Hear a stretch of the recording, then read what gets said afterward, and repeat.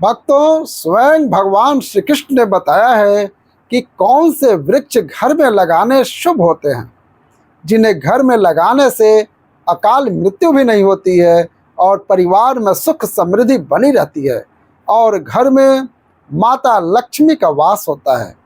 भक्तों, आपको बता दें कि जो अमीर लोग होते हैं इन्हीं पौधों को अपने घर में लगाते हैं, तो आप भी इन पौधों को अपने घर में जरूर लगाएं।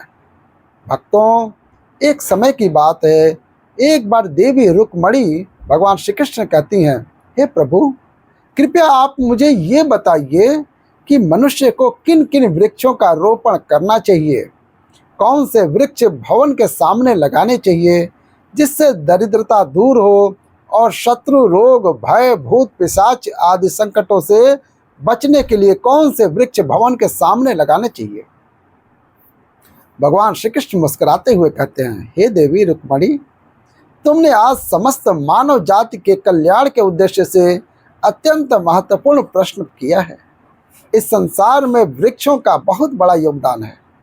वृक्ष सदा ही पूजनीय हैं, किंतु आज तुमने उचित ही प्रश्न किया है कि सामने कुछ घास वृक्षों को लगाना बहुत ही शुभ फल प्रदान करता है।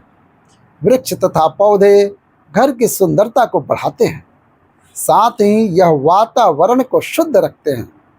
वृक्षों से सकारात्मक ऊर्जा का संचार होता है, जो मनुष्य के जीवन के लिए अत्यंत आवश्यक है। वृक्ष नकारात्मकता को कम करके वातावरण को अधिक सकारात्मक बनाने का कार्य करते हैं। घर के सामने पेड़ पौधे लगाने से घर में सुख समृद्धि आती है। साथ ही यह पेड़ पौधे कई प्रकार के वास्तु दोषों को नष्ट कर देते हैं। घर के आंगन में खड़े वृक्ष देवताओं के समान घर की रक्षा करते हैं। भक्तों, भगवान श्री कृष्ण कहते हैं, हे देवी, भवन के पास कौन से पौधे लगाने चाहिए और कौन से नहीं, इसके बारे में बताने से पूर्व मैं तुम्हें एक प्राचीन कथा सुनाता हूँ, जिससे तुम्हें समझ में आ जाएगा कि वृक्षों तथा पेड़ पौधों का भवन के पास लगाना कितना शुभ होता है और कौन से पौधे भवन के पास लगाने से दुख एवं दरिद्रता आती है। हे देवी रुक्मणी, तुम इस कथा को ध्यान से सुनना, और जो भी मनुष्य इस कथा का स्मरण करता है उसके सैकड़ों पाप नष्ट हो जाते हैं और उसकी दरिद्रता का नाश होता है। तब देवी रुक्मणी कहती हैं, हे प्रभु, मैं इस कथा को अवश्य ध्यान से पूरा सुनूंगी, कृपया मुझे आप कथा सुनाएं। तब भगवान श्री कृष्ण कहते हैं, हे देवी, पूर्व काल की बात है, मध्य देश में एक अत्यंत शोभायमान नगरी थी। उस नगरी में गोपाल नाम का एक वैश्य अपनी पत्नी सुमित्रा के साथ निवास करता था। गोपाल भगवान विष्णु का भक्त था और वह नित्य भगवान विष्णु की पूजा करता था। गोपाल की पत्नी सुमित्रा भी गृह कार्य में दक्ष थी। घर में धन धान्य की कोई कमी नहीं थी। भगवान की कृपा से उसके पास सब कुछ था। इस प्रकार से अनेक दिन बीतने के पश्चात गोपाल की जो पत्नी थी, जिसका नाम सुमित्रा था, उसने अपने आंगन में कुछ वृक्षों का रोपण किया और नित्य उन वृक्षों को जल चढ़ाकर उनकी सेवा करने लगी। सुमित्रा को वृक्ष रोपण का ज्ञान नहीं था। उसे जो वृक्ष प्रिय लगे उन्हीं वृक्षों का रोपण उसने किया। जो वृक्ष अशुभ होते हैं उन्हीं वृक्षों का रोपण उसने अपने घर के आंगन में कर दिया, जिस कारण से उस वैश्य गोपाल को व्यापार में काफी सारा नुकसान होने लगा। उसके घर में रोज कलह होने लगा। पति पत्नी में बार बार वाद विवाद होने लगे। उनके जीवन में अनेक कठिनाइयां आने लगी और धीरे धीरे गोपाल का सारा व्यापार डूब गया और उसका सारा धन भी नष्ट हो गया। अब गोपाल के पास अनाज भी खरीदने के लिए पैसे नहीं थे। वे भूखे ही रहने लगे, जिससे क्रोधित होकर उसकी पत्नी भी गुस्सा करने लगी। वह अपने पति को कोई काम करने के लिए कहती। फिर गोपाल काम मांगने के लिए गांव में घूमने लगा, लेकिन उसे कहीं पर भी काम नहीं मिलता था। उसने आकर अपनी पत्नी से कहा, हे भद्रे, मुझे तो कोई भी काम नहीं दे रहा है अब मैं कहाँ पर काम खोजने जाऊं? दोनों ही पूरी तरह से उदास हो गए थे। दोनों के पास कोई उद्योग करने के लिए कुछ नहीं था। गोपाल ने अपनी पत्नी के सारे गहने भी बेच डाले और जो कुछ भी धन मिला उसी से पेट भर लिया। इस प्रकार अशुभ वृक्ष लगाने के कारण दोनों के ही जीवन में घोर दरिद्रता और संकट आने लगे, किंतु वे दोनों ही बात को नहीं जानते थे। भगवान विष्णु और देवी लक्ष्मी वैकुंठ लोक से अपने भक्तों की इस दुर्दशा को देख रहे थे।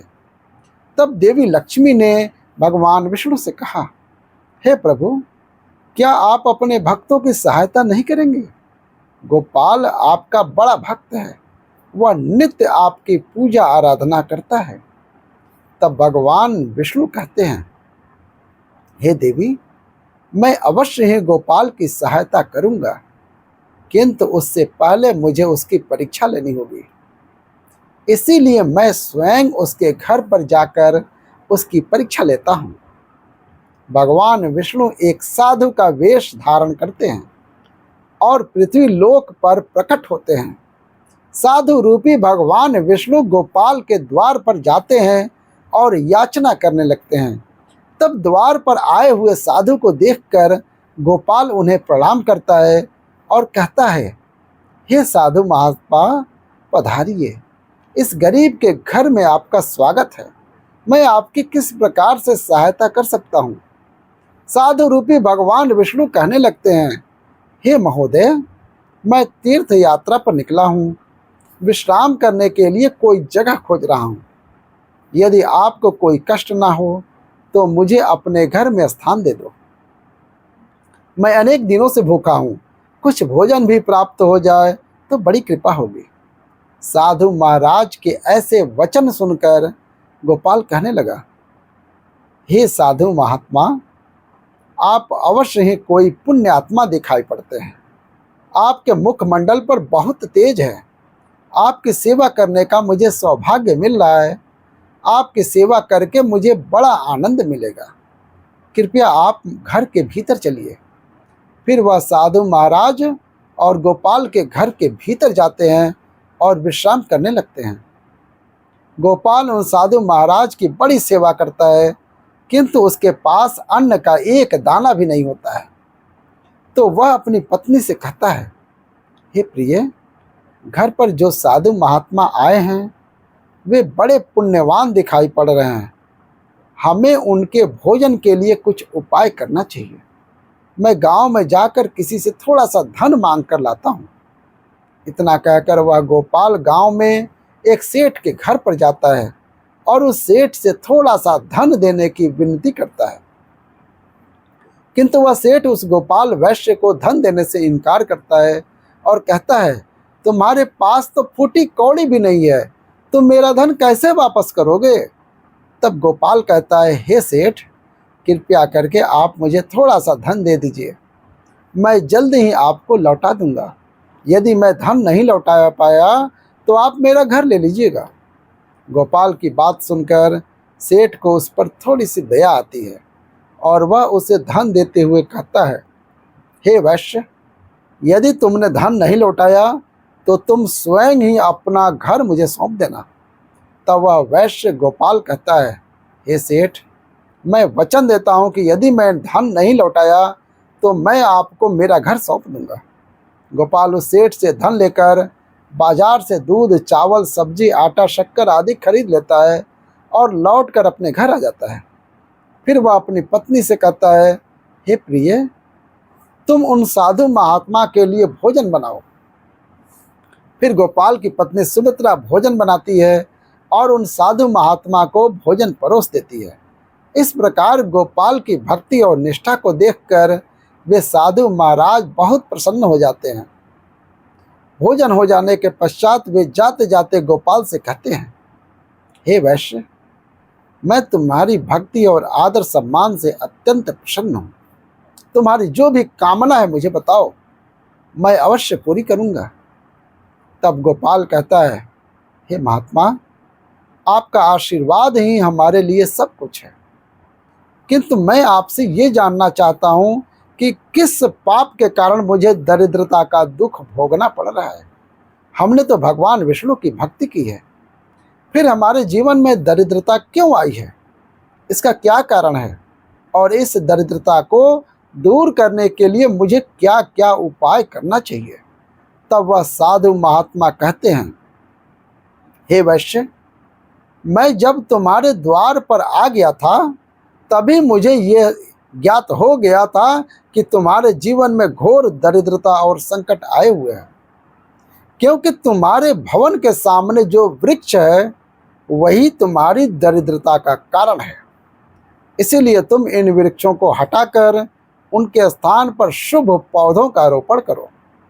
तुम्हारी पत्नी ने तुम्हारे भवन के सामने जिन वृक्षों का रोपण किया है वे अशुभ वृक्ष हैं, उन्हीं के कारण तुम्हारी ऐसी दुर्दशा हुई है। तब गोपाल कहता है, हे महात्मा, कृपया करके मुझे बताइए कि घर के सामने कौन से वृक्ष लगाने चाहिए जिससे घर में सुख समृद्धि हो, और कौन से वृक्ष नहीं लगाने चाहिए। कृपया करके आप मुझे विस्तार से समझाइए, मैं आपका बड़ा आभारी रहूँगा। फिर वह साधु महात्मा कहते हैं, हे वैश्य, ठीक है, अब मैं तुम्हें उन शुभ वृक्षों के विषय में बताता हूँ जिन्हें घर के पास लगाने से शुभ फलों की प्राप्ति होती है। इसीलिए तुम ध्यानपूर्वक सुनो। हे वैश्य गोपाल, किसी जलाशय के समीप पीपल का वृक्ष लगाओ। पीपल का वृक्ष लगाने से जो फल मिलता है वह सैकड़ों यज्ञ के समान होता है। जब पीपल के पत्ते उस जलाशय में गिरते हैं तो वे पिंड के समान होकर पितरों को तृप्त करते हैं। इससे सभी प्रकार के पितृदोष समाप्त हो जाते हैं। जो मनुष्य नित्य स्नान करके पीपल को स्पर्श करता है वह सभी पापों से मुक्त होता है और कभी पराजित नहीं होता है। पीपल को स्पर्श करने से लक्ष्मी की प्राप्ति होती है और उसकी प्रदक्षिणा करने से आयु में वृद्धि होती है। पीपल की जड़ में श्री विष्णु, तने में शिव जी और अग्रभाग में ब्रह्मा जी स्थित होते हैं। अमावस्या के दिन पीपल को प्रणाम करने से जो फल मिलता है वह 1000 गाय के दान के बराबर होता है। इस संसार में पीपल के समान कोई वृक्ष नहीं है। साक्षात श्री हरि इस वृक्ष के रूप में पृथ्वी पर विराजमान है। पीपल के वृक्ष को चोट पहुंचाना अथवा उसकी टहनी तोड़ना महापाप माना गया है। ऐसा मनुष्य नरक में रहता है, और जो पीपल को जड़ से काटता है उसका कभी नरक से उद्धार नहीं होता है। हे वैश्य, अब मैं दूसरे वृक्ष के बारे में बताता हूँ। आंवले का फल समस्त लोकों में प्रसिद्ध और परम पवित्र है। आंवले को लगाने से स्त्री और पुरुष जन्म मृत्यु के बंधन से मुक्त हो जाते हैं। यह पवित्र फल भगवान विष्णु को अत्यंत प्रसन्न करने वाला एवं शुभ माना गया है। इसको खाने से सभी पापों से मुक्ति मिलती है।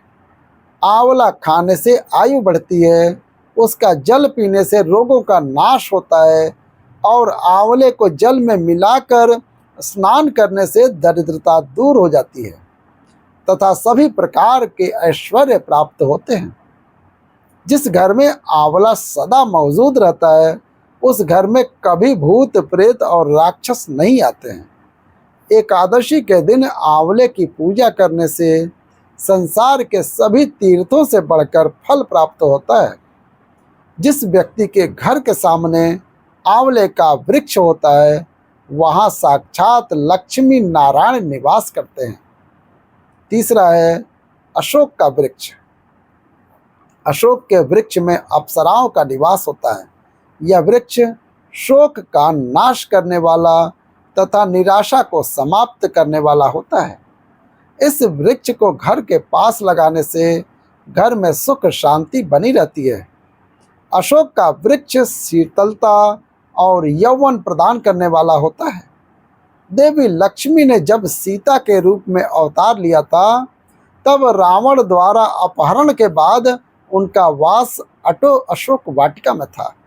अशोक के वृक्ष ने माता सीता की बहुत सेवा की थी।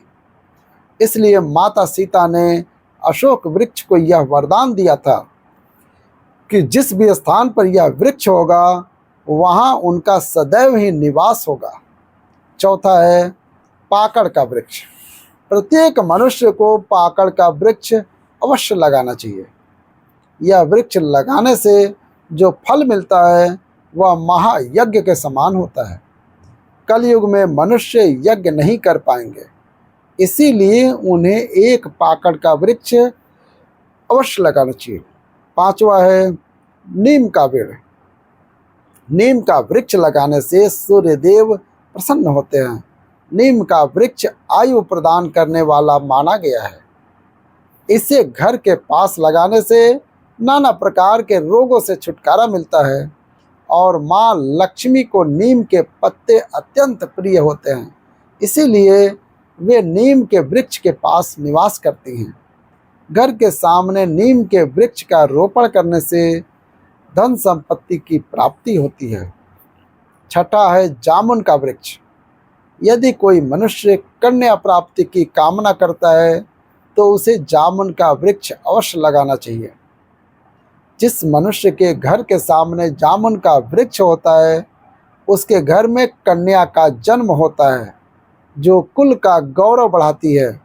सातवां है बेल का वृक्ष। बेल के वृक्ष में भगवान शिव और गुलाब में देवी पार्वती का निवास है, इसीलिए अगर बेल के वृक्ष के पास गुलाब का पौधा लगाया जाए तो शिव पार्वती का आशीर्वाद प्राप्त होता है। उस घर में कभी दुख दरिद्रता नहीं आती है, उस घर में कभी अकाल मृत्यु नहीं होती है और कोई स्त्री विधवा नहीं बनती है। आठवां है नारियल का पेड़। नारियल का पेड़ लगाने से पुरुष अनेक गुणवान संतान का पिता बनता है। नारियल किसी भी धार्मिक अनुष्ठान का आवश्यक अंग होता है। यह अत्यंत शुभ माना जाता है। कुंद और मोगरे के पेड़ में गंधर्व निवास करते हैं, इसीलिए इस पौधे का रोपण अपने घर के पास करने से कार्यों में सिद्धि और शुभ फलों की प्राप्ति होती है। खासकर कला के क्षेत्र में काम करने वाले लोगों को यह पौधा अवश्य लगाना चाहिए। यदि किसी मनुष्य को चोर और लुटेरों का भय सता रहा है तो उसे अपने घर के पास कीकड़ का वृक्ष अवश्य लगाना चाहिए। यह वृक्ष चोर लुटेरों को भयभीत करता है और घर की रक्षा करता है।